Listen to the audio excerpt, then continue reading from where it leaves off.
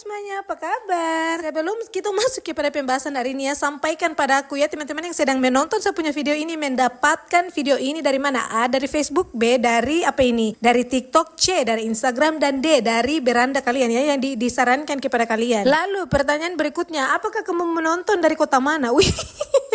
Kenapa saya pertanyaan gitu ya? Maksudnya kamu menonton saya punya video ini dari kota mana sayangku ya? Dan pertanyaan ketiga, sedang apakah kalian saat menonton video ini? Saya wajib mengetahui ya, saya mau tahu. Sebenarnya tidak wajib, pengen tahu supaya apa saya bisa menganalisa bagaimana kemajuan YouTube ini ke depan. Akhirnya ya setelah berapa tahun, 5 tahun mungkin saya tidak nge-YouTube ya, akhirnya saya muncul kembali ya dengan wajah yang bukan wajah baru, wajah lama dan semakin buruk.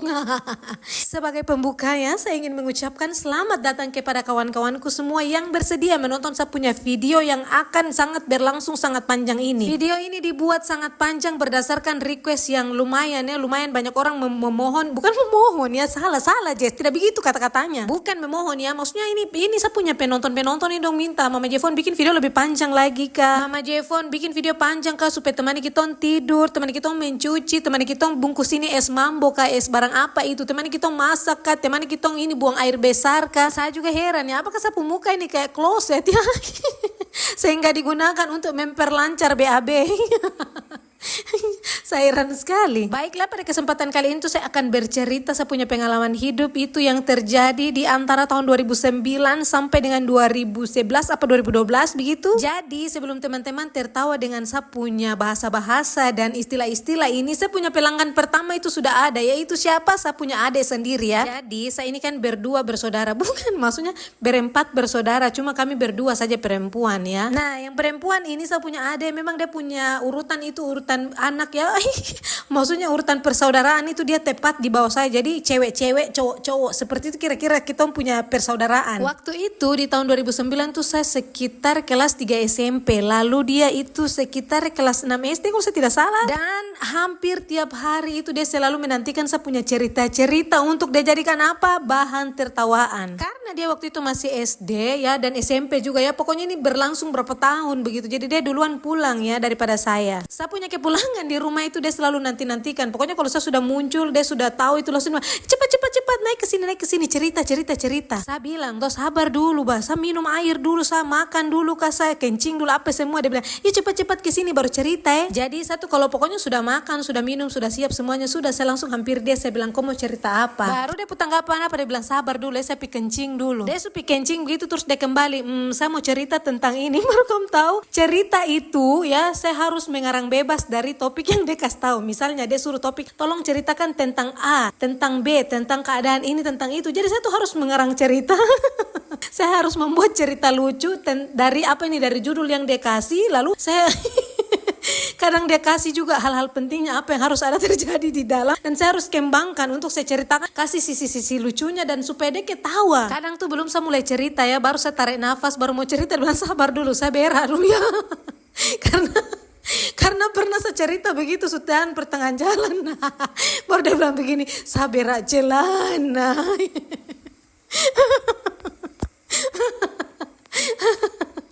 Kamu tahu dia berak celana atas apa? Cerita yang saya harus apa namanya? Judul cerita yang dia ciptakan sendiri lalu saya kembangkan. Dia berak celana gara-gara itu. Tapi dia sudah berak celana begitu, dia bukan kapok ya. Tetap dia minta terus cerita-cerita lucu dari saya yang cerita fiktif. Berak celana saja berapa kali, apalagi kencing celana. Oh itu paling sering.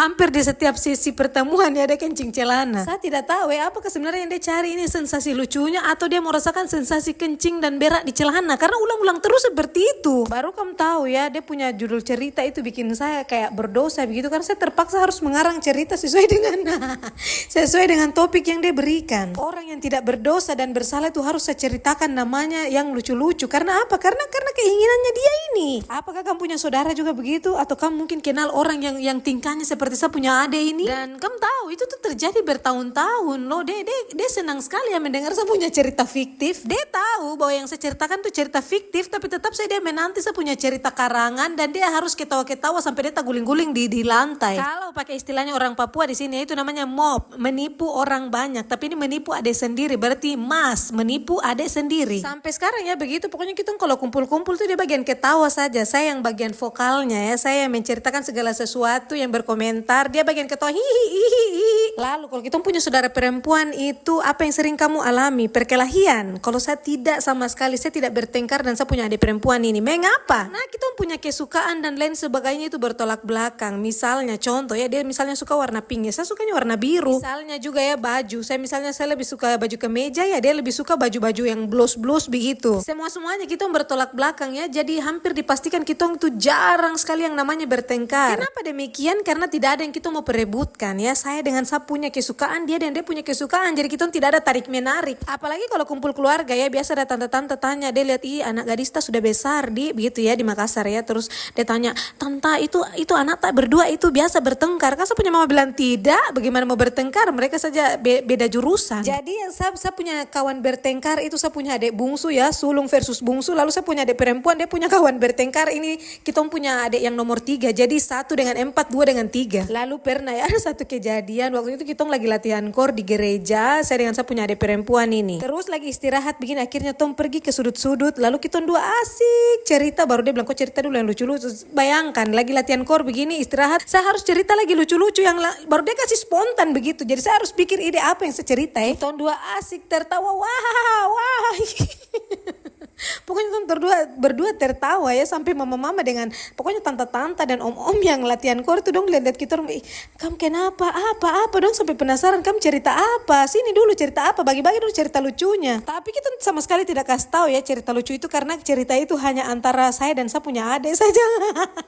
Bukan konsumsi publik, pokoknya hanya kami berdua saja yang mengkonsumsi cerita itu. Tahu kenapa? Karena itu adalah karangan fiktif belaka ya.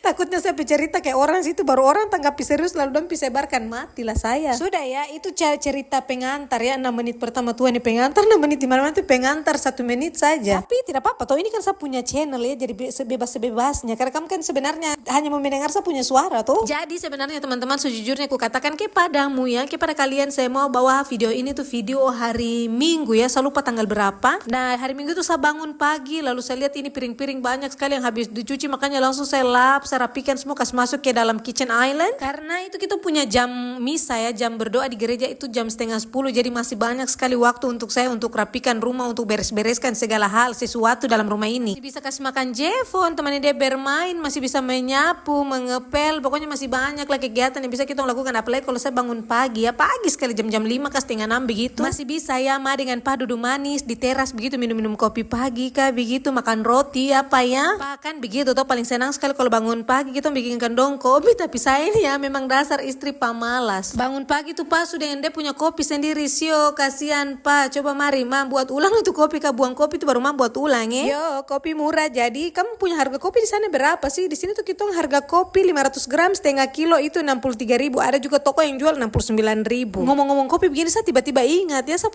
punya lambung tuh hari ini tuh kayak bagaimana kayak lain-lain sakit, karena saya ada minum apa itu tadi yang creamy latte, ternyata saya tidak cocok dengan kopi instan. Sebenarnya bukan dengan kopi instan saja, dengan kopi hitam juga sebenarnya tidak cocok. Apalagi kalau minum saat perut lagi kosong. Beda dan Bapak Jevon, mau kok tidak makan 1 hari juga minum kopi jadi. Mungkin ya karena kita ini tidak terbiasa tuh minum kopi dengan teh dari kecil. Jadi begini sudah, kita punya lambung itu kayak tidak kebal dengan kopi, tidak tahan. Padahal sebenarnya saya senang sekali minum kopi, apalagi dimakan tuh colo-colo dengan roti begitu, apalagi kompiang. Kamu tahu kompiang kah? Tidak, itu roti yang dari Manggarai itu. Kalau berdasarkan dia punya nama ya, kompiang ya, itu kayaknya dari Cina ya.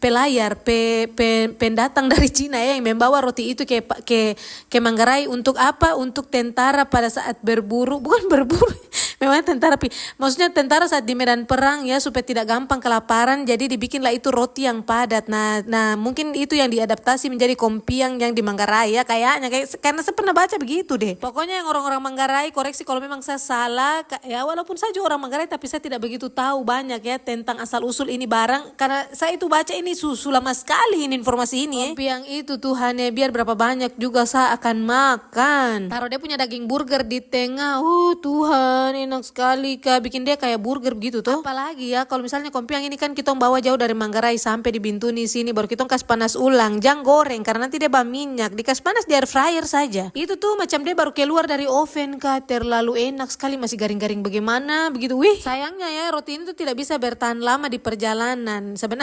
Sebenarnya kalau dari Manggarai langsung ke Bintuni bertahan lama, cuma kan saya punya rute itu tetap kalau dari Manggarai ya harus tetap singgah di saya punya mama dan bapak ya, itu berhari-hari berminggu-minggu lagi baru ke Bintuni. Jadi kompiang itu tidak bisa tembus sampai di Bintuni kalau saya yang bawa, kecuali orang yang bawa ya, yang langsung begitu ke Bintuni sini, tidak pakai singgah sana sini, singgah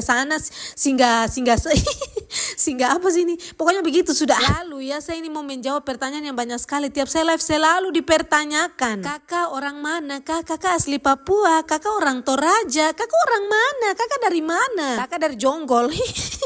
Jadi ya teman-teman, pokoknya habis ini nanti kalau saya live lagi jangan ada yang tanya-tanya ya. Jadi saya tuh lahir dan besar di Makassar ya teman-teman. Begitu menginjak usia 20 berapa tahun begitu saya pindah ke Bintuni. Intinya sekarang saya 22 tahun ya saya pindah ke Bintuni. Berarti sekarang saya domisili di Bintuni. Iya memang saya domisili. Sabar. Terus saya itu sudah lahir dan besar tadi di Makassar. Lalu saya punya orang tua itu perkawinan silang ya, campuran dua provinsi. Provinsi mana kak itu? Gerangan, Provinsi Nusa Tenggara Timur dan Provinsi Sulawesi Barat. Lah, jadi ceritanya kok lah. Jadi ceritanya zaman dahulu kala ya, merantaulah cowok dari NTT ini ke Makassar. Begitu pula cewek dari Sulawesi Barat. Cowok ini melanjutkan pendidikannya SMA di Makassar, begitu pula dengan cewek. Sampai pada akhirnya entah bagaimana mereka bertemu, bersua dan saling mengikat satu sama lainnya, mengikat janji suci di depan altar Tuhan. Akhirnya kun fayakun, maka jadilah aku dan ketiga adikku, maka jadilah kami berempat ya. Lalu langsung kita rincikan lagi, ini NTT dari mana ini laki-laki, karena NTT itu luas kan. Jadi sang cowok ini berasal dari NTT bagian Manggarai ya, tepatnya Manggarai Barat di Kampung Kolang. Lalu ini si cewek dari mana Jesla? Si cewek ini dari Kabupaten Sulawesi Barat ya. Bukan dari Provinsi Sulawesi Barat, Kabupaten Mamasa, Kecamatan Mambi, dan desanya itu Desa Salutambun. Pokoknya koreksi saja kalau saya salah, itu yang seingatan saya ya. Nah, jadi kedua cowok dan cewek yang saya maksud ini adalah yang cowok berasal dari Manggarai itu adalah saya punya bapak, dan yang cewek berasal dari Mamasa ini adalah saya punya mama. Ya Tuhan, pasti ada yang bilang Tuhan ya cuma mau jelaskan, saya bilang dia punya bapak dari Manggarai, mama dari Mamasa saja panjang sampai. Jadi begitu ya teman. Jadi begitu ya teman-teman, kesimpulannya itu saya punya bapak orang Manggarai, saya punya mama orang Mamasa, lalu kami besar lahir di Makassar ya. Jadi sekarang domisili di Papua Barat di Bintuni. Awas lagi ya kalau sampai saya live lagi masih ada yang bertanya lagi kak asli mana. Tolong kalau ada yang pertanyaan begitu teman-teman yang sudah jauh, yang sudah lama mengikuti saya, yang sudah mendengarkan saya punya cerita hari ini, bantu jawab ya, tolong bantu jawab. Saya punya rahang kayak sakit sekali kamu jawab pertanyaan yang sama. Lalu pertanyaan berikutnya adalah paling banyak, apa kakak bagaimana bisa sampai di Bintuni? Siapa malas jawab Pertanyaan berikutnya lagi, kakak bagaimana bisa kenal dengan Bapak Jefon? Pergi nonton saya punya vlog yang ada saya cerita saya bertemu di atas pohon jambu dengan Bapak Jefon ya, itu sudah tapi nonton yang saya ada cuci piring. Apalagi pertanyaan yang lain saya lupa lagi yang lain saking banyaknya ya. Baru saya live kan tidak pokoknya sambil makan, jadi saya tidak terlalu fokus juga mengingat apalagi pertanyaan yang lain. Itu saja yang terlalu banyak don tanya, makanya saya ingat. Berikutnya adalah yang saya mau sampaikan adalah teman-teman jangan kira saya tidak baca kan komen, mungkin karena saya tidak balas, lalu mungkin Mama Jefon mungkin tidak baca. Saya baca semuanya, tapi bagaimana ya, saya punya keterbatasan waktu. Seandainya sehari ini ada 48 jam mungkin bisa saya balas ya komentarnya, tapi ini aduh Tuhan cuma 24 jam tidak cukup bagi saya untuk membalas semua komentarnya teman-teman sekalian. Jadi mohon bersabar ya, bukan saya tidak mau, bukan saya sombong, minta maaf sekali.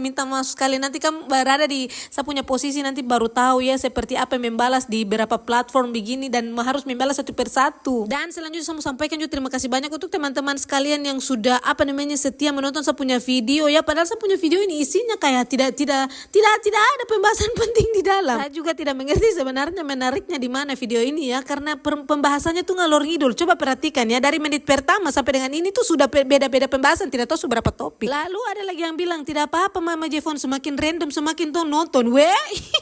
Kamu tidak salah ini. Dan permasalahan yang masih terus yang saya lihat itu masih banyak sekali komentar apa minta durasi sampai Jevon kuliah. Sedangkan ini saja 30 menit ini saya ada bicara sampai tengah malam ini ya. Walaupun saya start tadi itu jam 10:30, ini sudah jam berapa ini 11:30 ini belum selesai. Tapi begitu sudah ya, walaupun ya bagaimana sudah ini barang-barang ini saya tidak mengerti lagi bagaimana jadinya. Tapi kenapa kamu semakin banyak menonton? Terima kasih banyak ya, terima kasih banyak. Seandainya saya bisa salamin satu-satu saya salim. Kamu duduk berapa ribu orang, berapa belas ribu orang. Iya, apalagi yang di TikTok ya sudah berapa puluh ribu orang itu. Saya salim kamu satu-satu, kamu duduk. Terima kasih.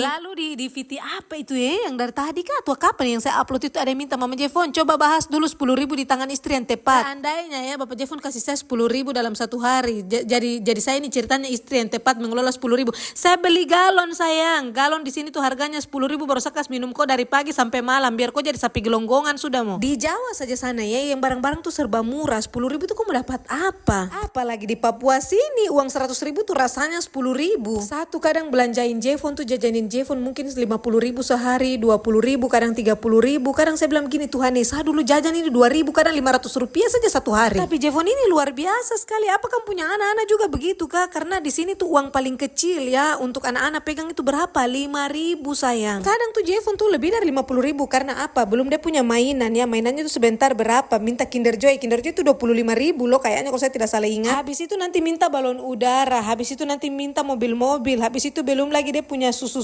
ultra ini kah susu coklat begitu toh. Langsung saya bandingkan saya punya diri Tuhan seandainya dulu saya punya orang tua kasih saya jajan begini Tuhan tapi memang ya berarti bukan saya punya rezeki. Lalu kembali ke topik kasih 10.000 di tangan istri yang tepat tuh bagaimana ceritanya. Nasi harga berapa ya, beras harga berapa, bawang, garam, micin, apalagi yang lain itu minyak goreng, minyak tanah, gas dan sebagainya tidak cukup sayang 10.000. Kayaknya tuh kata-kata salah ya, bukan 10.000 di tangan istri yang tepat tapi suaminya yang tidak tepat harus mengganti suami ya ibu-ibu sekalian. Coba ya suruh kebalikan, ibu-ibu pergi cari 10.000 pergi ojek di mana kah baru kasih suami ini. Kau masak ini, kau ambil 10.000. Pokoknya saya tidak mau tahu, saya pulang rumah, saya pulang ojek sebentar kau harus pokoknya kau sudah harus sediakan makan semua apa ya dengan ada cemilan. Kau coba kalau kau berhasil biar saya yang ojek sudah kau tinggal di rumah masak ya.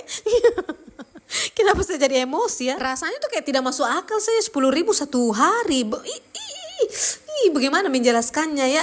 Tapi memang tetap pasti ada tetap laki-laki yang model kayak begini karena dunia ini tuh kayak sudah gila semua isi-isinya orang di dalam. Mau heran juga mau bilang tidak nyata juga tapi pasti ada di sekitaran kita ya cuma tidak terdeteksi saja. Saya punya doa saja semoga ibu-ibu di luar sana yang yang mengalami penindasan ya terkena tekanan mental tetap waras, jaga kewarasanmu, carilah tontonan yang menghibur yang bikin lucu-lucu ya supaya menghilangkan bebanmu sebagian atau 80% lah. Karena kamu itu seorang ibu ya, tiang di dalam rumah. Ibu-ibu itu adalah tiangnya. Kalau itu roboh berarti rumah itu hancur sudah. Jadi jangan sampai terjadi hal-hal yang tidak diinginkan yang merugikan diri sendiri dan merugikan anak atau suami atau orang lain di sekitar kita ya. Lebih baik maksudnya apa namanya berpikiran yang bagus-bagus saja ya, melepaskan semua beban-beban. Carilah teman untuk bercerita. Atau kalau kamu mau bercerita bisa saya sampaikan ceritanya ya. Ini saya sudah buka sesi baru ini ya.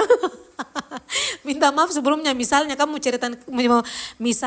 menceritakan kamu punya keadaan yang sekarang atau yang lampau, kamu bisa chat saya begitu lalu email saya, kamu punya cerita nanti saya bacakan dan apa namanya nama dan segala halnya itu dirahasiakan ya. Jadi saya jadi ceritanya saya menceritakan kamu punya kisah begitu ya. Siapa tahu ada yang tertarik, Mama Jevon tolong ceritakan saya punya kisah ya. Tapi tolong disembunyikan saya punya nama dan identitas dan lain-lain. Semua nama-namanya itu diganti. Jadi Mama Jevon dulunya itu saya seorang begini. Saya punya suami begini. Saya itu mengalami tekanan batin Mama Jevon. Dan saya begini. Minta maaf bukan saya menertawakan kesedihan tapi saya rasa lucu saya tiba-tiba ada di saya punya otak untuk membuka sesi sesi curhat dong iya dong. Ini betul ya, siapa tahu ada yang siapa tahu ada yang tertarik untuk menceritakan dia punya kisahnya. Nanti saya yang bacakan kisahnya sayang ya dengan saya punya gaya bicara sendiri. Oh ribunya piring terlalu banyak bicara akhirnya lapar kembali. Itu rencananya kayaknya mungkin kita konsepkan dia itu tidak akan tayang di Facebook dan TikTok dan media sosial lainnya, dia tuh khusus di YouTube ya karena pasti itu ceritanya panjang. Nah dari situlah kita akan berbagi sharingnya karena fokus tujuannya dari YouTube ini adalah untuk mendengarkan saya punya suara ya, untuk pengantar tidur ya, pengantar apa ini masak-masakan dan sebagainya. Apalagi pengantar makan, banyak sekali yang nonton saya punya video sambil makan, dia bilang begini, Mama Jevon, saya punya nasi ini belum habis tapi kau punya video sudah habis, kasih panjang lagi sedikit. Nah ini sudah wadahnya ya di YouTube ini. Mana tahu ya, tetap kita nggak akan buka, saya akan menerima sesi curhat dong Ma, iya dong Ma. Pokoknya saya tetap akan buka sesi itu, siapapun yang mau silahkan DM saya dimanapun itu, dan bisa kontak dan kirim dia punya cerita lewat email ya, biar saya baca itu lebih puas begitu. Nanti kalau ada yang kurang-kurang baru saya konfirmasi ini begini kah, siapa tahu ya, siapa tahu Bapak Jevon dan Jevon itu mau diajak berperan, siapa tahu kita bisa bikin ilustrasi ya.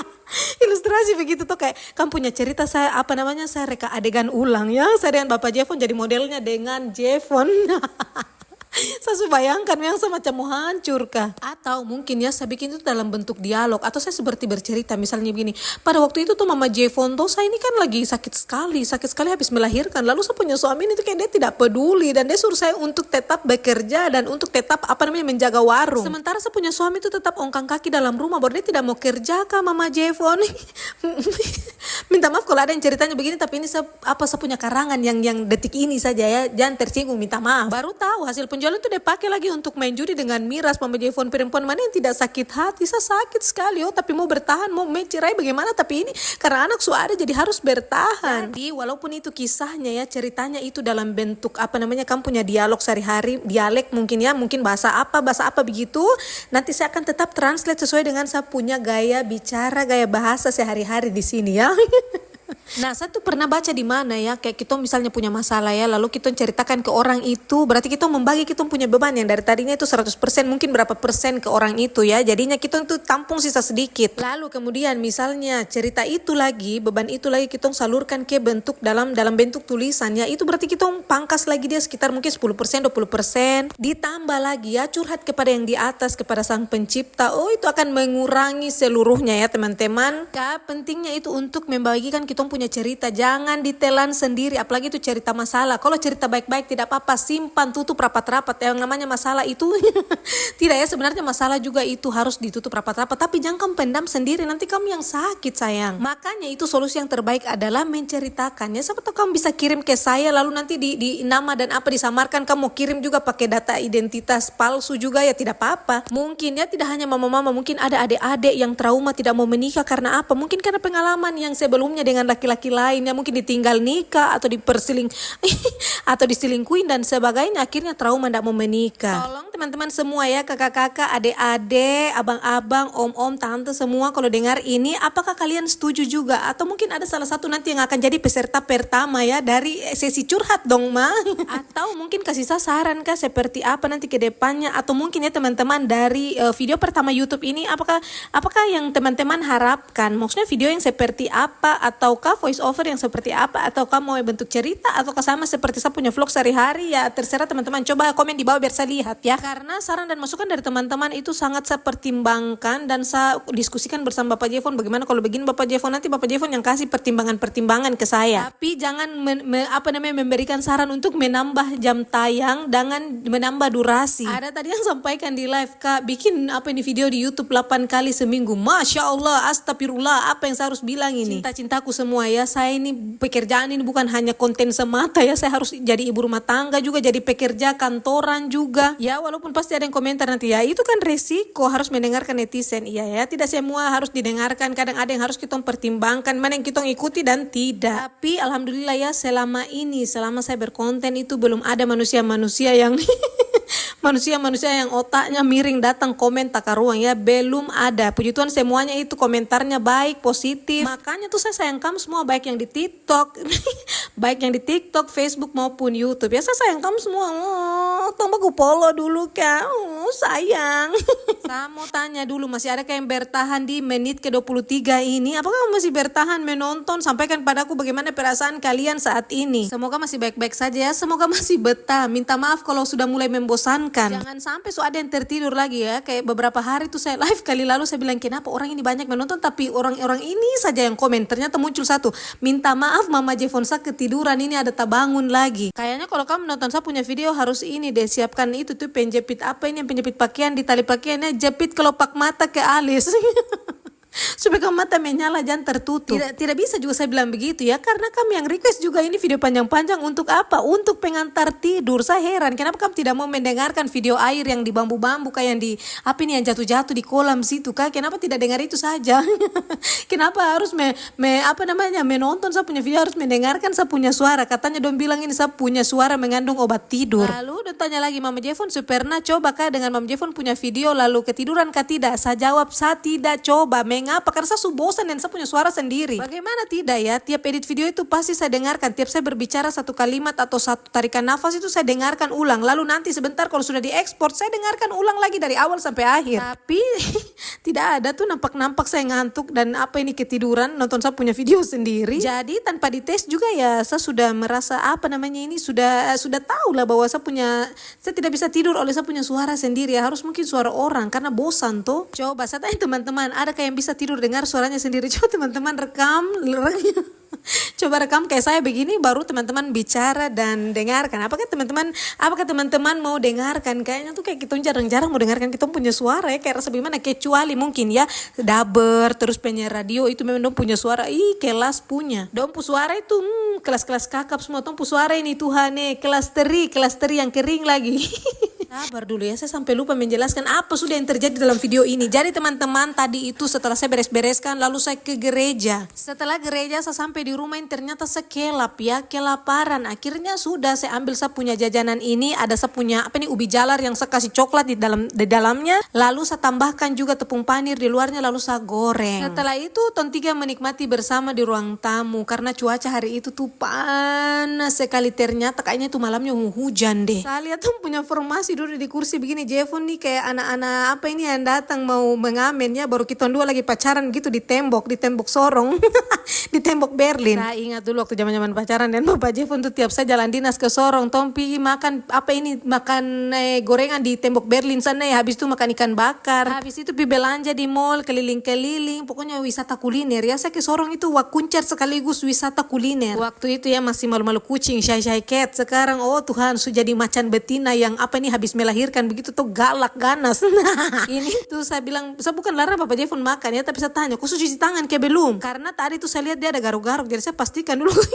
Saya bilang, kok cuci tangan ke belum? Dia bilang, sudah, tapi mukanya tidak meyakinkan. Jadi satu kayak tahan piring begitu. Baru saya jadi sentuh semua itu, maka gorengan supaya saya tidak mau makan, tapi saya tidak peduli dengko. Lalu tahu ya, Jevon tuh kalau begini-begini saya tidak mengerti anak ini lidahnya dari lidah pakai sensor sensor komodo dia tidak mau makan kak. Akhirnya saya gorengkan dia telur. Anak-anak lain tuh kalau dikasih yang begitu-begitu apalagi ada coklatnya dong senang makan, tapi Jevon ini saya tidak mengerti lagi. Tolong ya ibu-ibu, mungkin ada tipsnya supaya ini anak lahap makan. Karena dia ini tuh kadang dia lahap, kadang juga dia pamalas, tapi kebanyakan pamalasnya sampai saya tuh bingung. Pokoknya dia kalau sudah makan gitu saya bilang, Papa Jevon kok yang suap sudah, biar saya masak sampai mampus-mampus. Yang penting kasih suap makan tuh kok, jangan sampai saya punya emosi ini meledak dan lalu saya hantam dia. Apalagi ya saya dan Bapak Jevon sudah bikin perjanjian bahwa tidak akan pukul anak-anak, tapi nanti kita lihat ya Bapak Jevon ya, siapa tahu masih bisa direvisi itu perjanjian. Ini Bapak Jevon dia siapkan apa yang petinju ada tinju tuh yang model kayak guling, sediakan begitu di rumah sini boleh. Kalau saya emosi dengan begitu saya tinju salurkan ke situ saya punya emosi toh. Sekalian juga ya saya olahraga tangan, siapa tahu lengan ini bisa kecil sedikit kah, lingkarnya barang turun barang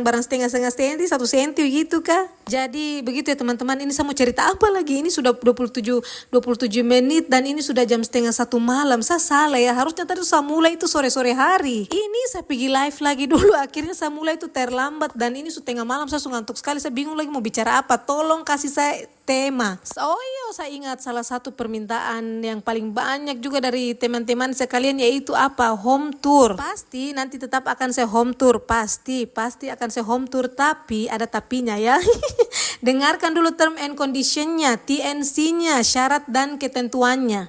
Saya berapa kali bilang ya di live itu teman-teman banyak yang minta, jadi saya bilang begini ya, minta maaf sebelumnya. Nanti ketika saya punya followers di Facebook itu mencapai 100.000 itu baru saya home tour. Bukan saya tidak mau home tour ya teman-teman, pasti saya akan home tour nanti, tapi itu tuh nanti 100.000 followers ya. Walaupun masih lama ya, mungkin kayak sekitar mimpi begitu.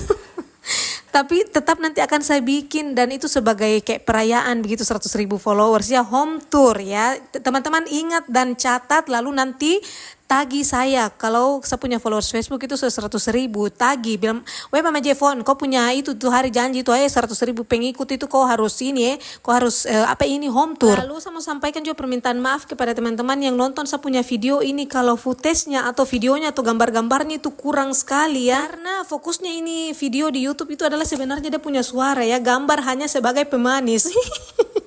Minta maaf sebelumnya, selamat menikmati dia punya suara, tapi ya gambarnya ya lambat begitu. Saya tidak banyak ganti-ganti tempatnya, tidak banyak variasi gambarnya. Harap maklum, tapi saya yakin teman-temanku sekalian ini orangnya baik-baik hati ya, dong memaklumi segala sesuatu yang yang terjadi dalam saya punya dunia perkontenan. Akhir kata ya, pokoknya teman-teman komen di bawah maunya ini YouTube ini akan dibawa seperti apa, arahnya kemana, seperti apa konsepnya, tolong kasih saya masukan. Karena otak ini tuh kayak sudah tidak mampu untuk berpikir jernih lagi ya, apalagi ini sudah tengah malam, ini semua jam 1 teman-teman, belum selesai juga saya isi suara. Bahkan ya saya punya makanan tuh saya tidak jadi makan lagi, saya cuma suap 2-3 sendok lagi tuh, habis itu saya ke sini untuk ke sini maksudnya ke tempat saya punya kerjaan ini, ke saya punya ruang kerja untuk mengisi suara di sini karena HP ini sampai lobet ya. Jadi cukup sekian dulu video kali ini, semoga ini memuaskan kalian dan membuat kalian kapok untuk meminta video panjang ya. Sampai ketemu di video berikutnya, dadah.